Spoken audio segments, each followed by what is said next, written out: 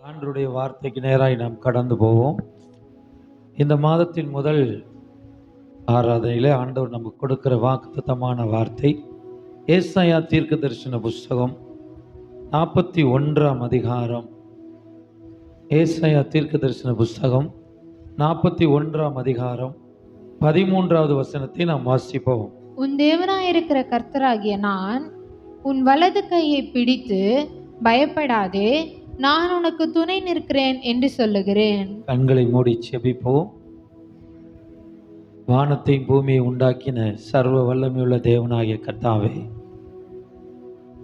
இன்றைக்கு நீங்க கொடுக்கிற இந்த வார்த்தையின் மூலமாய் நாங்கள் கற்றுக்கொள்ள வேண்டிய காரியங்கள் என்ன என்பதை கர்த்தர் நீங்க எங்களுக்கு தெளிவுபடுத்தும்படியாய், அடியனை மறைத்து நீங்க வெளிப்படும்படியாய், வார்த்தையின் மூலமாக எங்களோடு பேசும்படி உங்களுடைய கரங்களில் ஒப்பு கொடுக்கிறோம். நாங்கள் சிறுகணும், நீங்க பெருகணும். இயேசு கிறிஸ்துவின் நாமத்தில் கேட்கிறோம் நல்ல பிதாவே, ஆமென். அல்லேலூயா, அல்லேலூயா. வார்த்தை சொல்லப்படுகிறது, எனக்கு பிரியமான தேவச்சனமே, உன் தேவனாயிருக்கிற கர்த்தராகிய நான் உன் வலது கரத்தை பிடித்து பயப்படாதே, நான் உனக்கு துணை நிற்கிறேன் என்று சொல்லுகிறேன் என்று அவர் சொல்லுகிறார். அல்லேலூயா. ஆண்டவர் நமக்கு துணையாய் இருக்கிறார். இன்னைக்கு அநேக நேரங்களிலே நம்முடைய வாழ்க்கையிலே பயப்படக்கூடிய காரியங்கள் நிறைய நமக்கு வருகிற நேரம் உண்டு.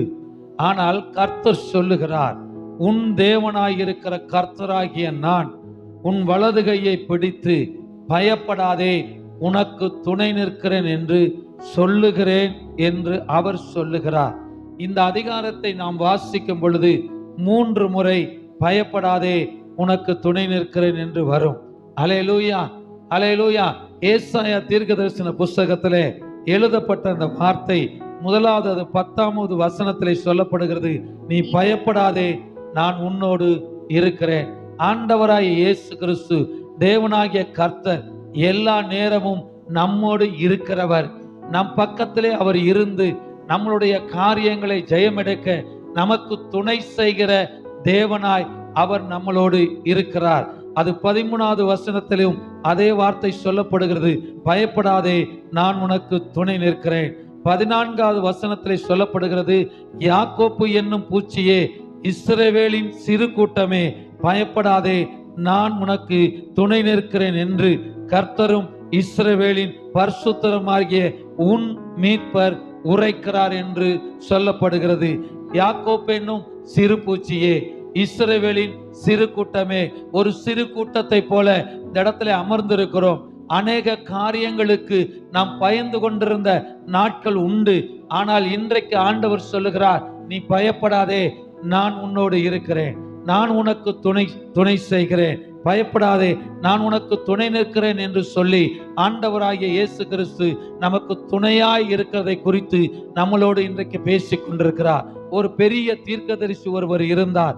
1 ராஜாக்களின் புஸ்தகம் 19ஆம் அதிகாரத்துக்கு நேராய் நாம் திரும்புகிற பொழுது, அவர் மிகப்பெரிய தீர்க்கதரிசி. அவர் ஒரு தீர்க்கதரிசிகளின் பெரிய தீர்க்கதரிசிகளில் அவர் ஒரு தீர்க்கதரிசி. அந்த தீர்க்கதரிசி அவர் ஒரு காரியத்தை செய்கிறார் பாருங்கள். அவர் எலியாய் செய்த எல்லாவற்றையும், அவன் தீர்க்கதரிசிகள் எல்லாவற்றையும் பட்டயத்தாலே கொன்று போட்ட செய்தியை ஆகாப் ஏசபேலுக்கு அறிவித்தான். ஏசபேல் என்கிற ஒரு பெண்ணிற்கு பயந்து ஆண்டவராகிய இயேசு கிறிஸ்து நம்மளோடு இருக்கிறார், கர்த்தர் நம்மளோடு இருக்கிறார் என்பதை உணராமல் அவர் எலியா தீர்க்கதரிசி ஒரு பெண்ணிற்கு பயந்து ஓடி ஒளிகிற காரியத்தை இந்த அதிகாரத்தில் நாம் பார்க்க முடியும். இன்றைக்கு மனிதருக்கு பயந்து நாம் அநேக காரியங்களுக்கு நாம் ஓடி ஒளிந்து கொள்ளுகிறோம். நம்மை ஆண்டவரை விட்டு பிரித்து கொள்கிறோம். கர்த்தர் என்னோடு இல்லை என்று சொல்லுகிறோம். ஆனால் மாறாக அவர் நம்ம கூட இருக்கிறார், அவர் நமக்கு துணையாய் இருக்கிறார், துணை செய்கிறார், நம்மளோடு இருக்கிறார் என்று அவர் திட்டவட்டமாய் பேசிக் கொண்டிருக்கிறார். பிரியமானவர்களே, எதற்கும் நீங்கள் அஞ்ச தேவையில்லை, எதற்கும் பயப்பட வேண்டிய அவசியமில்லை. ஏன் என்று சொன்னால் அவர் நம்ம கூட இருக்கிறார். அல்லேலூயா, அல்லேலூயா. எலியா தீர்க்கதரிசி பண்ணுகிற காரியத்தை பாருங்கள். வனாந்தரத்திலே ஒரு நாள் பிரயாணம் போய் ஒரு சூறை செடியின் கீழே உட்கார்ந்து கொண்டார். அல்லேலூயா. 400 பாகால் தீர்க்கதரிசிகளை வெட்டி வீழ்த்திய நிர்மூலமாக்கப்பட்ட பாகாலின் பலிபீடங்களை நிர்மூலமாக்கிய ஒரு தீர்க்கதரிசி இன்றைக்கு ஒரு யேசபேலின் வார்த்தைக்கு பயந்து ஒரு சூரை செடியின் கீழே அவர் போய் உட்கார்ந்து கொள்ளுகிறார். நம்மளுடைய வாழ்க்கையிலும் அப்படிதான் இருக்கிறது. சில மனிதருடைய வார்த்தைக்கு பயந்து நாம் ஒளிந்து கொள்ளுகிறோம். ஆனால் அதைவிட மேலான வார்த்தை தேவனிடத்திலிருந்து நமக்கு வருகிறது. நம்மிடத்திலே அது இருக்கிறது. அவர் எனக்கு துணையாய் நிற்கிறார் என்கிற அந்த எண்ணம் நமக்கு மறந்து போய் விடுகிறது. ஒரு மனிதனுடைய வார்த்தைக்கு பயப்படுகிறோம். இன்னைக்கு அப்படி அல்ல. ஆண்டவர் சொல்லுகிறார், இந்த மாதத்திலே எந்த மனிதனுடைய வார்த்தைக்கும் நீங்கள் பயப்பட வேண்டிய அவசியமில்லை. ஏனென்று சொன்னால் நான் உங்களுக்கு துணையாய் இருக்கிறேன். அல்லேலூயா. நான் உங்களுக்கு துணையாய் நிற்கிறேன். ஆண்டவர் எலியாவை பார்த்து கேட்கிறார், உனக்கு இங்கு என்ன வேலை? நாம் நிறைய நேரங்களிலே ஆண்டவருடைய சமூகத்திலே காத்திருக்கதை விட்டுவிட்டு வேறு எங்கேயோ போய் உட்கார்ந்து கொள்கிறோம். தூங்கிக் கொண்டிருந்த எலியாவை தட்டி எழுப்புகிறார். நீ போக வேண்டிய தூரம் வெகு தூரம், எழுந்து போஜனம் பண்ணு என்று சொல்லி எலியா எழுந்து பார்க்கும் பொழுது சுட சுட என்ன இருக்கிறது? அடை இருக்கிறது. நமக்கும் ஆண்டவர் வைத்திருக்கிறார் சில ஆசீர்வாதமான காரியங்களை பெற்றுக்கொள்ளாமல் நாம் இன்றும் ஆண்டவரை விட்டு நாம் விலகி நாம் இன்று மடங்கடிக்கப்பட்டவர்களாய் சில காரியங்களை சிக்கிக்கொண்டு நாம் மடங்கி விடுகிறோம், முடங்கி விடுகிறோம். கர்த்தர் சொல்லுகிறார், நீ மடங்கடிக்கப்படுகிறதற்காக நான் உன்னை அழைக்கவில்லை. நீ முடங்கி கிடக்கிறதற்காக நான் உன்னை தெரிந்து கொள்ளவில்லை. நீ எழுந்து பிரயாணம் பண்ணக்கூடிய தூரம் இன்னும் வெகு தூரம் என்று சொல்லுகிறார். நான் உனக்கு துணை நிற்கிறேன். நீ போ, உன் கூட நான் வருவேன். உன் கூட காரியங்களை வாய்க்க பண்ணுவேன். உன் கூட இருந்த காரியங்களை நான் செய்வேன். நீ கவலைப்படாமல் கடந்து போ என்று சொல்லி நம்மளை தட்டி எழுப்புகிறவராய் இன்றைக்கு நமக்கு ஆண்டவர் நம்ம கூட துணையாய் இருக்கிறார். அன்றைக்கு எலியாவை தட்டி எழுப்பின தேவன் இன்றைக்கு உங்களையும் என்னையும் இந்த மாதத்தின் 3வது மாதத்தின் முதல் ஆராதனையிலே தட்டி எழுப்பும்படி அவர் விரும்புகிறார். இந்த மாதம் நமக்கு வாக்கு கொடுக்கிறார், நான் உனக்கு துணையாய் இருக்கிறேன். நீ பயப்படாதே, நான் உனக்கு துணையாய் இருக்கிறேன். இஸ்ரவேலின் சிறு கூட்டமே, நீ பயப்படாதே, நான் உனக்கு துணையாய் இருக்கிறேன். எனக்கு யாரும் இல்லை என்று கலங்கி கொண்டிருக்கிறீர்களா? யாருமே எனக்கு துணையாய் இல்லை என்று கலங்கி கொண்டிருக்கிறா? இல்லை, ஆண்டவர் சொல்லுகிறார், நான் தான் உனக்கு துணையாய் இருக்கிறேன். நீ பயப்படாமல் காரியத்தை செய்ய கடந்து போ.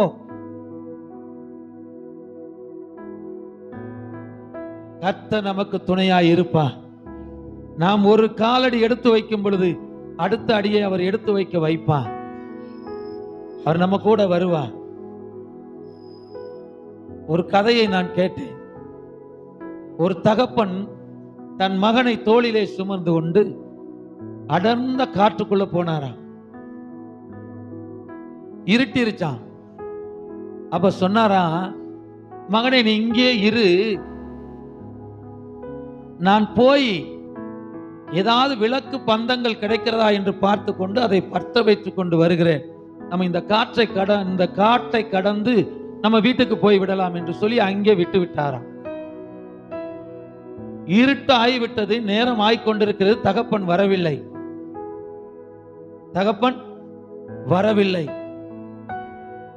உள்ளுக்குள்ளே ஒரு பக்கம் பயம் இருந்தாலும் அவர் சொன்னாரா, நீ பயப்படாதே, நீ பயந்து சத்தம் போடக்கூடாது, நான் வரும் வரையில் அமைதியாயிரு என்று சொன்னாராம். அப்பா வருவார், அப்பா வருவார், அப்பா வருவார் என்று சொல்லி அப்பாவுடைய நினைவிலே அது நேரம் கடந்து போய் கொண்டே இருக்கிறது. சில காட்டு மிருகங்களுடைய சத்தம் கேட்கிறது. ஒரு பக்கம் பயம் உள்ளே வந்தாலும் வெளியே சொல்லாமல் பயத்தை அடக்கி கொண்டு என் அப்பா இப்ப வந்து விடுவார், என் அப்பா இப்ப வந்து விடுவார், என்னை இந்த காட்டை கடந்து செல்ல அவர் எனக்கு வழியை செய்வார் என்று சொல்லி அதே நினைவிலே நேரம் போய்கொண்டே இருக்கிறதா. விடியும் நேரம் வந்து விட்டது. அதிகாலையில் அப்பா பக்கத்தில் வந்து மகனே என்று சொன்னாராம். மகன் சொன்னாராம், அப்பா இவ்வளவு நேரம் எங்கப்பா போனீங்க அப்படின்னாராம். நான் உன் பக்கத்திலே தான் இருந்தேன்னாராம். அல்லேலூயா.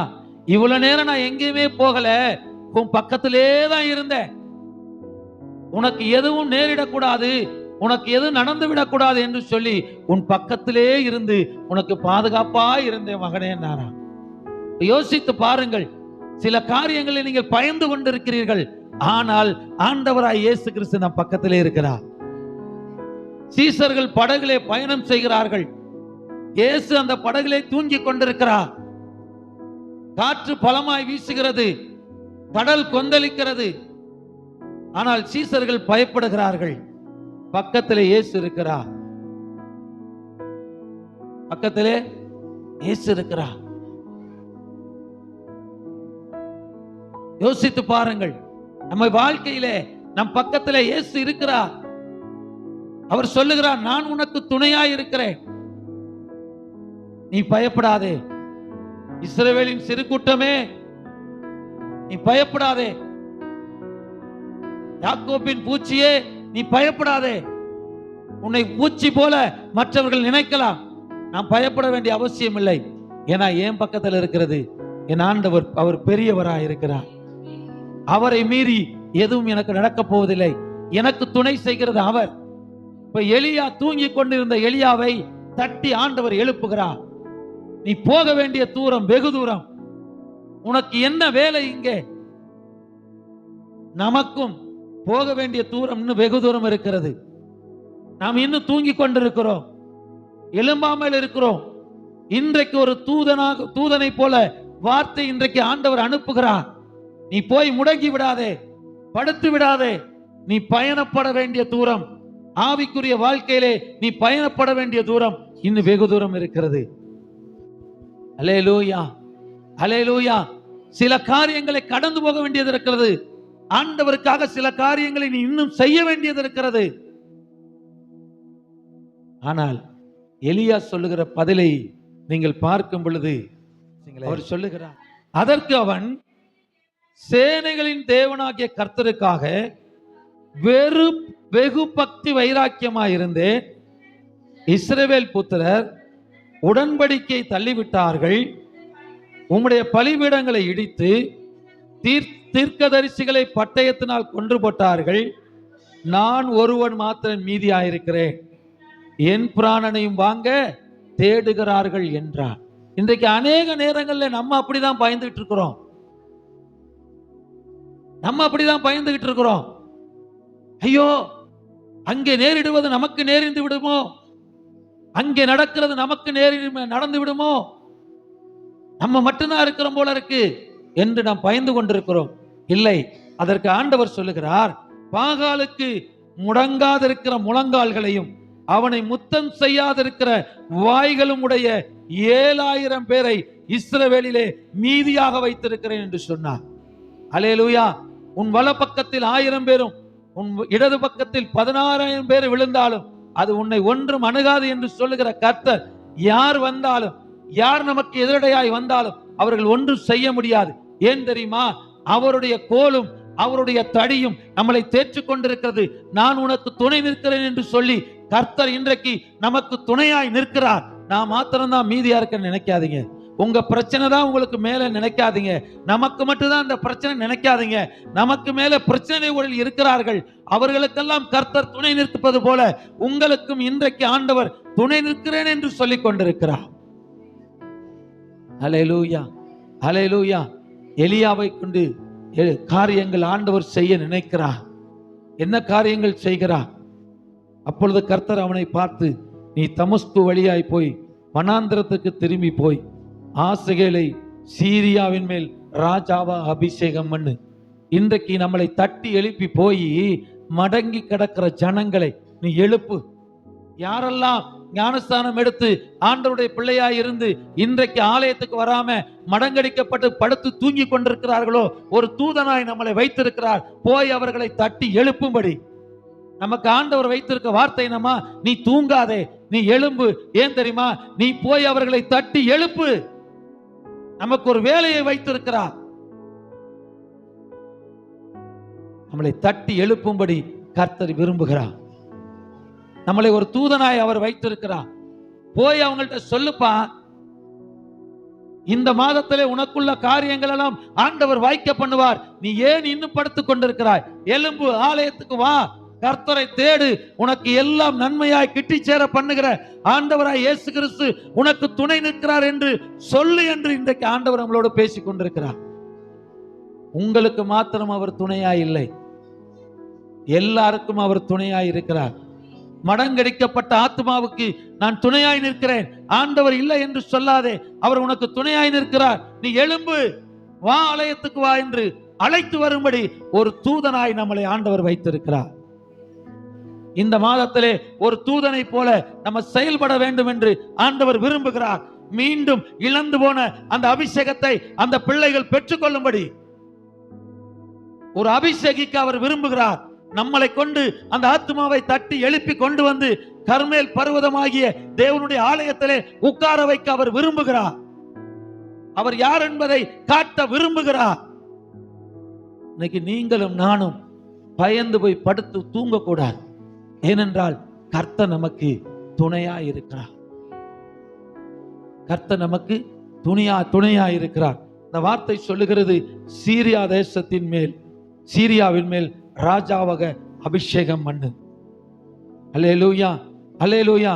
17வது வசனம் சொல்லுகிறது, சம்பவித்ததாவது ஆசைகளின் பட்டயத்திற்கு தப்பினவனை எகு கொன்று போடுவான், எகுவின் பட்டயத்திற்கு தப்பினவனை எலிசா கொன்று போடுவான். அல்லேலூயா, அல்லேலூயா, அல்லேலூயா. அநேக காரியங்களை கர்த்தர் நம்மளை கொண்டுதான் இந்த மாதத்திலே செய்ய போகிறார் என்பதை உங்களை என்னையும் ஒரு எலிசாவாக இன்றைக்கு அபிஷேகம் பண்ணும்படி கர்த்தர் சொல்லுகிறார். நான் உனக்கு துணை நிற்கிறேன், பயப்படாதே, என்னுடைய அபிஷேகம் உன்மேல் தங்கி இருக்கும். அநேக காரியங்களை செய்யும்படி உன்னை பலப்படுத்துகிற கிறிஸ்து நான் உன்னோடு இருக்கிறேன். நீ எழும்பு, தூங்காதே. நீ எழும்பிட்டீனா இந்த மாதத்துல கர்த்தர் நம்மளை கொண்டு என்ன செய்ய போறாரு? அவர் என்ன வாக்குத்தத்தம் கொடுக்கிறாரு? உன்னோடு கூட இருந்து நான் செய்யும் காரியம் பயங்கரமா இருக்கும். பயங்கரமான காரியத்தை கர்த்தர் நம்மளை கொண்டுதான் இந்த மாதத்திலே செய்ய போகிறார். ஏன்னா அவர் நமக்கு துணையாயிருக்கிறார். அவர் நமக்கு துணையாயிருக்கிறார். பயப்படாதே, நான் உனக்கு, சொல்லுங்களங்க வசனத்தை, துணை நிற்கிறேன். பெரிய காரியங்களை செய்வதற்காக நம்மளை அழைத்திருக்கிறார். இந்த மாசத்துல இது 3வது மாசம். ஆண்டவர் மிகப்பெரிய காரியம் 3ஆம் நாளிலே செய்தார். என்ன தெரியுமா? என்ன செய்தார்? மரித்து உயிரோடு எழும்பினார். இன்றைக்கு மரித்து கிடக்கிற ஆத்துமாக்களை இந்த 3வது மாதத்திலே உயிரோடு எழுப்பத்தக்கதாக நம்மளை ஒரு எலிசாவாக, ஒரு எலியாவாக அபிஷேகம் பண்ணி தட்டி எழுப்பி இன்றைக்கு நம்மளை அனுப்புகிறார். நீங்க கடந்து போய் அநேகரை தட்டி எழுப்பி கொண்டு வாங்க. அந்த வேலையை நம்ம கரத்துல கொடுத்திருக்கிறார். நம்ம செய்ய ஆயத்தமா இருக்கிறோமா? அநேகருக்கு போய் ஆண்டவரை சொல்ல ஆயத்தமா இருக்கிறோமா? மடங்கடிக்கப்பட்ட ஆத்மாவை பார்த்தா, ஐயா இப்படி இருக்காத, கர்த்தர் உனக்கு துணை நிற்கிறார், உன் காரியங்களை இந்த மாதத்திலே வாய்க்க பண்ணுவார். நீ எழும்பி ஆலயத்துக்கு நேராய் வா, கர்மேல் என்னும் பர்வதத்துக்கு நேராய் நீ கடந்து வா, கர்த்தர் உன்னோடு இடைப்படுவார், உன்னோடு பேசுவார், உன் காரியங்களை வாய்க்க பண்ணுவார் என்று சொல்லி அவர்களை தட்டி எழுப்புகிற ஒரு தூதனாய், ஒரு எலியா, எலிசா என்கிற தீர்க்கதரிசியாய் நாம் எழும்புவோமானால் அநேக ஆலயங்கள் நிரப்பப்படும் ஆத்துமாக்களாக. அநேக ஆலயங்களிலே வாலிப பிள்ளைகள், வாலிபர்கள் தூணாக நிறுத்தப்படுவார்கள். முதல்ல நம்ம எழும்படும். ஆண்டவர் அதைத்தான் இன்றைக்கு நமக்கு குறிப்பிடுகிறார். நீ எழும்பு, நீ எழும்பி போஜனம் பண்ணு. நீ போக வேண்டிய தூரம் வெகு தூரம். நீ போய் அபிஷேகம் பண்ணு, ராஜாவாக அபிஷேகம் பண்ணு, உன் ஸ்தானத்துக்கு அடுத்த தீர்க்கதரிசியை அபிஷேகம் பண்ணு.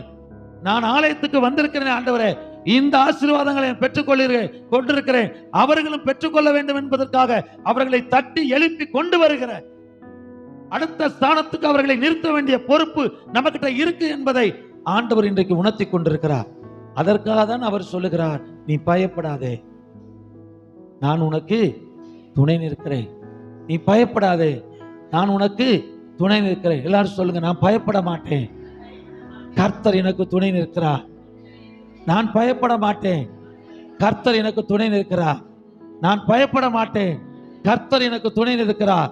நான் எழும்புவேன், நான் எழும்புவேன், நான் எழும்புவேன், நான் கடந்து போவேன். ஆத்துமாக்களை தட்டி எழுப்பி ஆலயத்துக்கு நேராக கொண்டு வருகிற வேலையை செய்வேன். சொல்லுங்களேங்க, சொல்லுங்களேன். உங்களையும் என்னையும் கொண்டுதான் இந்த 3வது மாதத்திலே மிகப்பெரிய காரியத்தை உன்னோடு கூட இருந்து நான் செய்யும் காரியம் பயங்கரமா இருக்கும் என்று சொன்ன கர்த்தர் நம்மளோடு கூட இருந்து பயங்கரமான காரியத்தை அவர் செய்ய போகிறார். நாம் எழும்பி நிற்கலாமா? நாம் எல்லாம் எழும்பி நின்று ஒரு விசை அர்ப்பணிக்க போகிறோம். ஆண்டவரே, நான் இனி படுத்து தூங்க மாட்டேன், ஆலயத்துக்கு வர்றதோட நிறுத்திக்க மாட்டேன். நான் போய் அடுத்தவங்களுக்கு உம்முடைய வார்த்தையை சொல்லுவேன். தூங்கி கிடக்கிற அவர்களை தட்டி எழுப்புவேன். ஒரு தூதனாய் இன்றைக்கு என்னை அபிஷேகம் பண்ணி இருக்கிறீங்க. ஒரு தூதனாய் இன்றைக்கு என்னை அபிஷேகம் பண்ணி இருக்கீங்க. நான் தட்டி மடங்கடிக்கப்பட்ட ஆத்மாவை தட்டி எழுப்பி இன்றைக்கு ஒரு தூதனாய் நான் போய் அவர்களை தட்டி எழுப்பி ஆலயத்துக்கு நேராக இந்த மாதத்துல கொண்டு வருகிற ஒரு தூதனை போல செயல்படுவேன் சொல்லி எல்லாரும் அப்படியே அறிக்கையிடலாமா? எல்லாரும் சொல்லுங்க, அப்படியே அறிக்கையிடுங்களேன். தலை மேல கையை வச்சுக்கோங்க. ஆண்டவரே, இன்றைக்கு என்னை அபிஷேகம் பண்ணி இருக்கீங்க ஒரு தூதனை போல. ஆண்டவரே, அன்றைக்கு எலியாவை தட்டி எழுப்பின தூதனை போல இன்றைக்கு மடங்கடிக்கப்பட்டு படுத்து கிடக்கிறேன் ஆத்துமாக்களை தட்டி எழுப்புகிறேன் ஒரு தூதனா என்னை அபிஷேகம் பண்ணி இருக்கிறீங்க. இந்த 3வது மாதத்திலே அநேக ஆத்துமாக்களை எழுப்புகிறேன், தட்டி எழுப்புகிறேன். ஒரு தூதனாக என்னை நீங்க நடத்துகிறபடினாலே நான் கடந்து போவேன், தட்டி எழுப்புவேன். கர்மேல் பர்வதம் ஆகிய உம்முடைய ஆலயத்துக்கு நேராய் அவர்களை கொண்டு வருவேன். ஆண்டவரே, கொண்டு வருவேன் அப்பா. நான் பெற்றுக்கொண்ட இந்த ஆசீர்வாதத்தை அவர்களும் பெற்றுக்கொள்ளும்படி, நான் இழந்து போனதை பெற்றுக்கொண்டது போல அவர்கள் இழந்ததை பெற்றுக்கொள்ளும்படி கர்த்தர் அவர்களையும் ஆசீர்வதிக்க போறீங்க.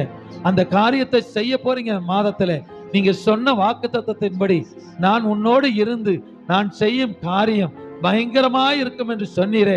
இந்த மாதத்திலே அப்படிப்பட்ட காரியத்தை எங்களை கொண்டு செய்யும்படி எங்களை நாங்கள் அர்ப்பணிக்கிறோம். கரத்தை தட்டி, ஆண்டவரே, எங்களை நாங்கள் அர்ப்பணிக்கிறோம், செய்யுங்கப்பா, செய்யுங்கப்பா. ஹல்லேலூயா, ஹல்லேலூயா. ஆண்டவரே, உம்முடைய கரத்திலே தாழ்த்துகிறோம். இயேசு கிறிஸ்துவின் நாமத்தில் வருகிறோம் பிதாவே, ஆமென். அப்படி